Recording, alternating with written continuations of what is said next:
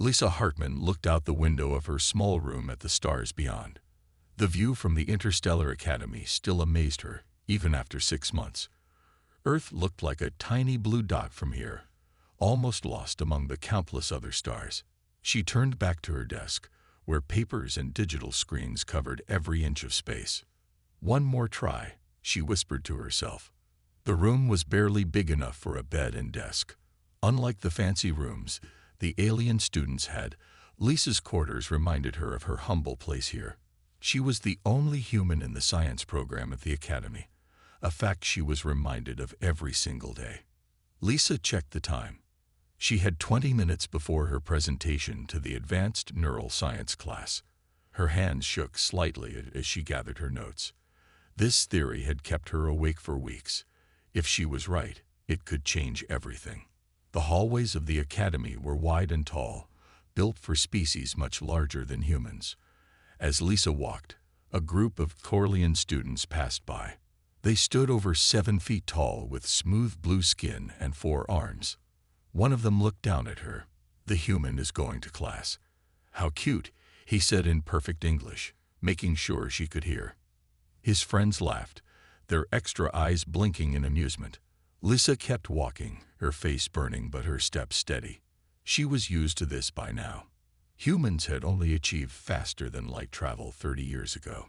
To most galactic species, humans were babies who had somehow stumbled into the grown-up table. The lecture hall was filled with students from 20 different species.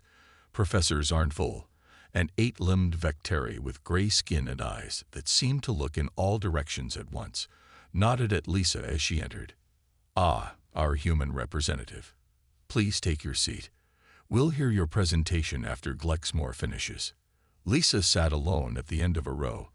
The student presenting, a tall Vecteri named Glexmore, was showing a complex neural map that the class followed with interest. When he finished, the room filled with approving clicks and hums, the alien equivalent of applause. "Very good," said Professor Zarnfull. "Now let's hear from student Hartman about her theory." The way he said theory made it sound like a childish idea. Lisa walked to the front of the room, her heart beating fast, but her mind clear. She connected her simple tablet to the room's projection system, and her diagrams appeared in the air. "My research suggests that the human brain, when properly interfaced with quantum systems, can create neural patterns that process information in ways current models don't account for," she began. A Xorlian in the front row made a sound like a snort. Professor Zarnfull tilted his head. "Please continue," he said, his voice carrying that familiar tone of someone humoring a child. As Lisa explained her theory of quantum neural interfacing, the snickering grew. By the time she reached her conclusion, most of the class was openly laughing. "You suggest that human brains have hidden capabilities that surpass our current understanding?" Professor Zarnfull asked. "The same humans who only achieved rudimentary space travel a few decades ago." The laughter grew louder. Some students were recording her with their devices, probably to share the joke later. "Thank you, Student Hartman," the professor said finally. "Perhaps you should focus on more appropriate studies for your species' development level." Lisa gathered her materials, her face expressionless despite the burning in her chest. As she walked back to her seat, a Xorlian student stuck out a foot to trip her. She stepped over it without looking down. Later, back in her small room, Lisa stared at her notes. She didn't cry. Instead, she turned to her makeshift lab setup in the corner, cobbled together from spare parts and borrowed equipment. "They can laugh all they want," she said to the empty room. "But I know I'm right. And someday, they'll know it too." She got to work. For the next 3 weeks, Lisa barely left her room except for classes. The small space had turned into a workshop, with parts and tools covering every surface. While other students used the Academy's advanced labs, Lisa was rarely allowed access. The lab supervisors always found reasons to deny her requests. Working late again, Lisa looked up to see her roommate Diane Cole standing in the doorway. Diane was the only other human in their wing of the academy, studying xenobiology instead of neural science. "I brought you dinner," Diane said, placing a tray on the only clear spot on Lisa's desk. "You missed meals again." Lisa rubbed her tired eyes. "Thanks. I lost track of time." Diane looked at the strange device Lisa was building. It looked like a helmet with wires and small blinking lights. "What is that thing anyway?" "A neural interface," Lisa said, picking up a tiny tool to adjust something inside the helmet. "It's based on my theory that everyone laughed at." Diane sat on the edge of Lisa's bed. "The quantum brain thing." Lisa nodded. "The aliens think human brains are simple, but I found something in my research." She pointed to a screen showing brain wave patterns. "Our brains make connections in ways theirs don't. We can link seemingly unrelated concepts instantly." "Is that special?"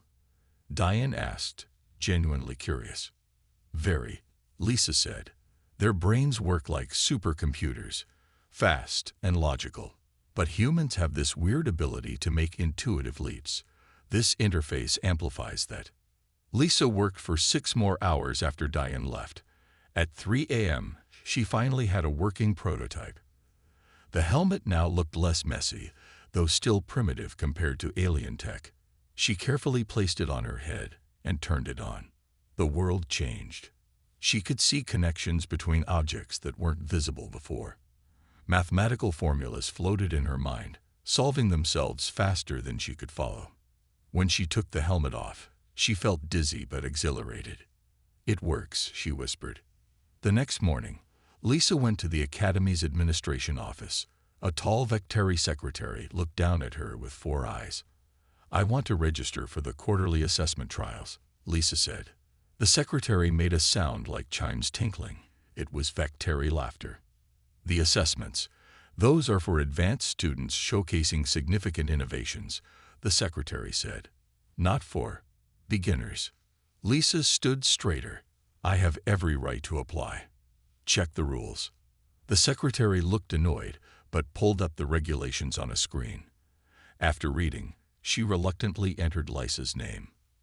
"Application accepted. But don't be disappointed when you're rejected in the screening phase." Lisa nodded and left. But she wasn't rejected. 2 days later, she received confirmation of her slot in the assessment trials. The last slot.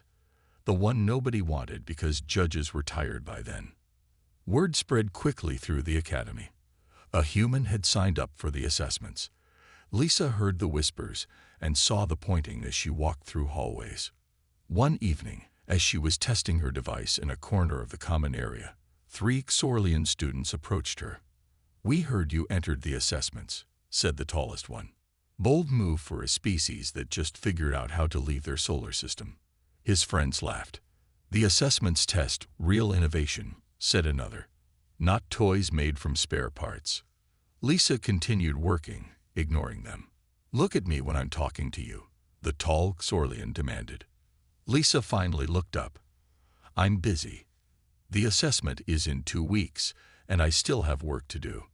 2 weeks until you embarrass your entire species," the third Xorlian said. As they walked away laughing, Lisa noticed someone watching from across the room. It was a human man she'd seen around but never spoken to. He gave her a small nod before turning back to his work. That night, Lisa made final adjustments to her neural interface. She tested it on increasingly complex problems, pushing its limits. "Just wait," she told herself. "Just wait until they see what humans can really do." The day of the quarterly assessment arrived. Lisa woke up early, her stomach tight with nerves. She carefully packed her neural interface into a protective case and checked it one more time. "Good luck today," Diane said, giving her a quick hug. "Show them what humans can do." The assessment hall was the largest room in the academy. It had high ceilings and seats for 1,000 people. All the seats were full. Students, teachers, and even visitors from other space stations had come to see the latest innovations. Lisa found her way to the preparation area where the other participants waited. There were 15 students from 11 different species. They all had large equipment cases and teams of assistants. Lisa stood alone with her small case, feeling out of place. A tall official with skin like tree bark walked to the center of the stage and raised 4 of his 6 hands. The hall went quiet. "Welcome to the 127th Quarterly Assessment of the Interstellar Academy of Scientific Achievement," he announced. "Today, our brightest students will present their innovations for evaluation by the Galactic Scientific Council." He explained the rules. Each student would have 20 minutes to present. The council would score each presentation based on innovation, execution, and potential impact. The highest score ever recorded was 93.2, achieved 5 years ago by a Xorlian quantum physicist. The presentations began. First was a Macari student who had developed a new type of energy shield. The audience watched with interest as he demonstrated how it could block different types of weapons. Next came a group of Vexteri, who had created a device that could translate any language instantly, even previously unknown ones. The council members nodded with approval. Lisa watched carefully, her nervousness growing. These were impressive inventions created with resources she could only dream of. How could her simple-looking headset compete? As the day went on, more students presented their work. A plant like Florin showed a method to grow food in space without soil or water. 2 Xorlians demonstrated a molecular restructuring device that could change the properties of metals. When the Xorlians finished, the crowd burst into applause. One council member was so impressed that he stood up to clap. Lisa saw their score flash on the board, 91.4, almost as high as the all-time record. "Our final presenter today," announced the official, "is Lisa Hartman of Earth." A murmur ran through the crowd as Lisa walked onto the stage. Many had heard about the human who dared to enter the assessment, but few expected her to actually show up. As she set up her simple equipment, she spotted Diane sitting near the back, giving her a thumbs up. Beside Diane sat the human man Lisa had seen watching her in the common area. She learned his name was Carl Winters, studying diplomatic relations. He nodded encouragingly. Professor Zarnathol sat with the other faculty members, all 8 of his limbs crossed in what Lisa recognized as a posture of skepticism. Several students had recording devices ready, probably hoping to capture her failure. The official handed Lisa a small microphone that attached to her collar. "You may begin, Student Hartman," he said, his voice carrying a hint of pity. Lisa took a deep breath and looked out at the crowded hall. Hundreds of eyes, some with multiple pupils, some glowing, some on stalks, all watched her with curiosity or amusement. "Thank you," she said, her voice steadier than she expected. "I'm here to present a quantum neural interface that enhances the human brain's natural ability to make intuitive leaps across seemingly unrelated data points." A Xorlian in the front row whispered something to his friend, and they both laughed quietly. Lisa continued, "For my demonstration, I'll need the test problem." The official nodded and pressed a button. A holographic display appeared above the stage, showing a complex quantum calculation matrix. It was the standard test for all assessment participants, a problem so complex that even advanced AI systems struggled with it. "Watch closely," Lisa said, picking up her neural interface headset, "as I demonstrate human potential." The quantum calculation matrix glowed above the stage, its complex patterns shifting slowly. Lisa knew this test well. It was designed to be nearly impossible to solve mentally. Most contestants used advanced computers or AI systems to help solve parts of it. As Lisa placed the neural interface on her head, someone in the audience laughed loudly. The sound echoed through the hall. "Is that it?" a voice called out. "Just a simple headset." Professor Zarnathol made a dismissive gesture with 2 of his 8 limbs. "Please proceed with your demonstration, Student Hartman," he said, his voice carrying that familiar tone of someone expecting failure. Lisa adjusted the headset and took a deep breath. She pressed a small button on the side, and small lights began to glow along the edges. From the outside, nothing impressive seemed to be happening. "What is it doing?" asked one of the council members. "Please observe the matrix," Lisa said calmly, pointing to the holographic display. At first, nothing happened. The audience began to shift in their seats, some whispering to each other. Lisa closed her eyes, focusing intently. Then, slowly, the matrix began to change. Numbers and symbols started rearranging themselves. Quantum variables that had been locked in uncertainty suddenly resolved. The whispering stopped. The entire hall went quiet. Lisa's mind, connected to the interface, was processing the quantum data in ways no one had seen before. While alien minds followed strict logical paths, the human brain made intuitive jumps that bypassed countless steps. The interface amplified this ability, allowing Lisa to see patterns that were invisible to others. The matrix continued solving itself, faster and faster.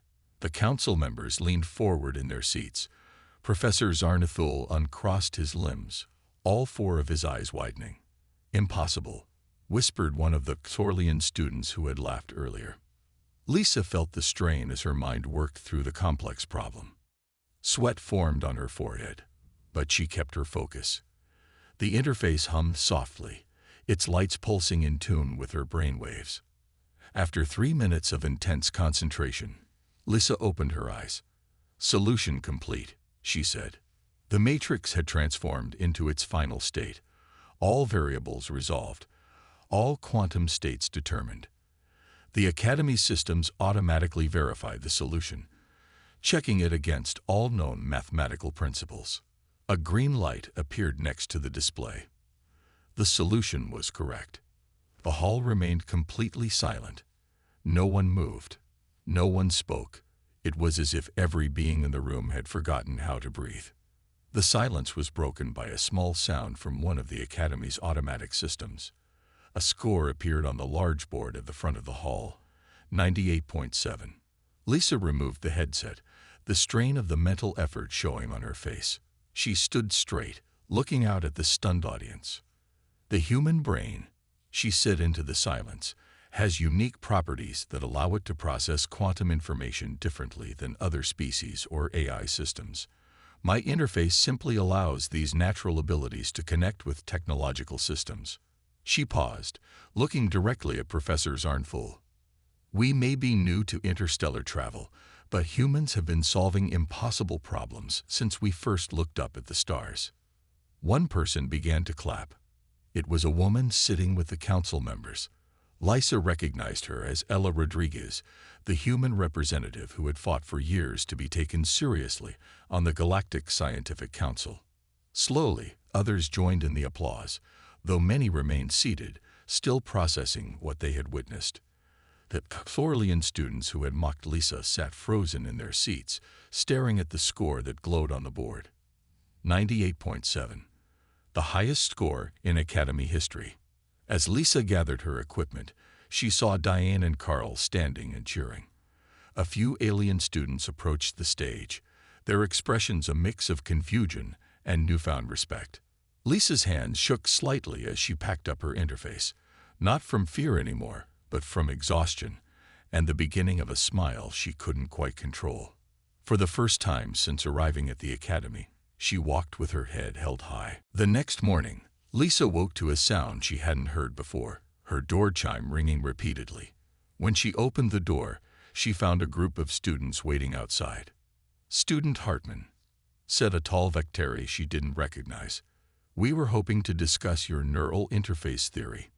Behind him stood students from 5 different species, all holding data pads and looking eager. Lisa blinked in surprise. "Now?" she asked. "If possible," the Vectari said. "Your demonstration yesterday was unexpected." News of Lisa's record-breaking score had spread through the Academy overnight. Her inbox was filled with messages from students and teachers wanting to know more about her work. 3 science journals had already requested papers on her neural interface theory. "Give me 10 minutes, Lisa told the waiting students. As she closed the door, a message appeared on her room's communication screen. It was from the Academy director, requesting her presence at a special meeting of the Galactic Scientific Council that afternoon. Throughout the day, Lisa found herself the center of attention everywhere she went. Students who had once ignored her now nodded respectfully as she passed. In the dining hall, several professors invited her to join their table. "The way your interface processed those quantum variables was fascinating," said a Florin professor, her leaf-like hair swaying with excitement. "We've never seen that approach before." "It's based on how human brains make connections," Lisa explained. "We call it intuition, seeing patterns that aren't obvious through pure logic." At the afternoon meeting, Lisa found herself in a grand chamber she had never visited before. The 12 members of the Galactic Scientific Council sat at a curved table, with Ella Rodriguez, the human representative, in the middle. "Student Hartman," said the council leader, a wise old Thorlian with deep blue skin, "your demonstration yesterday has caused quite a stir in our scientific community." Lisa stood straight, trying to look confident despite her nervousness. "We've reviewed the data from your neural interface," continued the leader. "It appears that human brains possess unique neural pathways that allow for what you call intuitive leaps across quantum states. This capability was overlooked in our previous studies of human cognition." Ella Rodriguez smiled slightly at the diplomatic choice of words. Overlooked was much nicer than dismissed or ignored. "The council would like to offer you unlimited funding and your own research facility," the leader said. "Your work could revolutionize our understanding of quantum computing." Lisa took a deep breath. She had thought about this all night. "Thank you for the offer," she said, "but I have a different request." The council members looked surprised. "Instead of a personal research facility, I'd like to establish a mixed-species research initiative," Lisa explained. "One that focuses on discovering the unique cognitive contributions each species can make." She looked around the room. "Humans have intuition, Vectari have extraordinary multitasking abilities, Thorlians excel at pure logic, Florins understand complex living systems better than anyone else. Imagine what we could accomplish if we stopped ranking species and started combining our strengths." The room was quiet for a moment. Then Ella Rodriguez began to nod. "An interesting proposal," said the council leader slowly. "Different from our usual approach." "Different approaches are exactly what I'm suggesting we need," Lisa said. As she left the council chamber, Lisa found Professor Zarnful waiting outside. All 8 of his limbs were held in a formal posture that Lisa recognized as a sign of respect. "Student Hartman," he said, his voice lacking its usual condescension, "I owe you an apology. I dismissed your theories because of preconceptions about your species." Lisa looked at her former critic and nodded. "Thank you, Professor. If your offer of mixed-species research is approved," he said carefully, "would you consider including me in your team? I believe I have much to learn." Lisa smiled. "Science is always about learning new things, Professor. You'd be welcome." As she walked back to her room, students of all species nodded or waved to her. The same Xorlian who had tried to trip her weeks ago now moved respectfully out of her path. Lisa's small room still looked the same, but she knew everything had changed. 2 weeks after the assessment, Lisa stood in front of the Academy's assembly hall. Her proposal for a mixed-species research initiative had been approved with surprising speed. The Galactic Science Federation, impressed by her work, had offered full support. "Ready?" asked Diane, standing beside her. Lisa nodded, though her stomach was filled with butterflies. Inside the hall waited hundreds of students, faculty, and officials for the official announcement of her project. As they entered, Lisa saw familiar and unfamiliar faces alike. Carl Winters gave her a thumbs up from his seat near the front. Professor Zarnathol sat with other faculty members, all his limbs carefully arranged in formal posture. Academy Director Krell, a tall, silver-skinned being with eyes that looked like swirling galaxies, stepped to the center of the stage. "Today marks an important moment in Academy history," the director said, voice echoing through the hall. "We are here to announce the formation of the first mixed-species cognitive research initiative." The director gestured for Lisa to join her on stage. Lisa walked up the steps, remembering how different it felt from when she had presented her interface. This time, there were no laughs, no whispers of doubt. Student Lisa Hartman's breakthrough has shown us something vital that we overlooked. The director continued. Each species brings unique cognitive abilities to the universe. By working separately, we limit our potential. By working together, we may reach heights previously unimaginable. The director turned to Lisa. Would you like to say a few words? Lisa stepped forward, looking out at the sea of faces. Just 3 weeks ago, most of these beings had dismissed her. Now they waited to hear what she had to say. Thank you, Director Krell. Lisa began. The neural interface I created shows that human brains process information in ways that other species don't. But the same is true for each of you. Vectary minds can track multiple complex processes simultaneously. Florin consciousness can model living systems with incredible accuracy. Zorlian logical structures can solve problems that seem impossible to others. She paused, making eye contact with students from different species. But the real breakthrough isn't the interface. It's the recognition that we need each other. No single species has all the answers. Together, though, we might find them. The assembly hall erupted in applause. Lisa caught Ella Rodriguez's eye in the crowd. The Human Council representative nodded with pride. After the ceremony, Lisa found herself surrounded by students asking to join her research team. She recognized some as those who had once mocked her. I have questions about human intuition, said a Xorlian student who had been particularly cruel before. His voice now carried genuine curiosity. And I have questions about Xorlian logic structures, Lisa replied. Maybe we can learn from each other. Later that evening, Lisa sat in her room, a new, larger one that the Academy had assigned her. On her desk sat a formal letter. It was an invitation to speak at the Galactic Science Congress, the most prestigious scientific gathering in known space. A knock came at her door. It was Carl. Quite a day, he said when she let him in. From laughingstock to celebrity scientist in 3 weeks. Lisa smiled. I'm just glad they're taking the research seriously now. They're taking humans seriously now, Carl corrected. The diplomatic corps says requests for human representatives have increased 300% since your demonstration. Apparently, everyone wants the species with the mysterious brain powers. Lisa laughed. They'll be disappointed when they find out not all of us are quantum geniuses. But all of us think differently than they do, Carl said. That's the point you made today. Every species has something unique to offer. Lisa nodded, looking at the models of her neural interface displayed on her desk screen.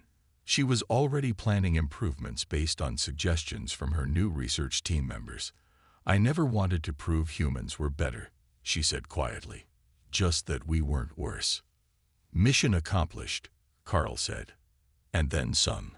Outside her window, the stars shined brightly. Somewhere out there was Earth, the home planet most advanced species had dismissed as barely worth noticing.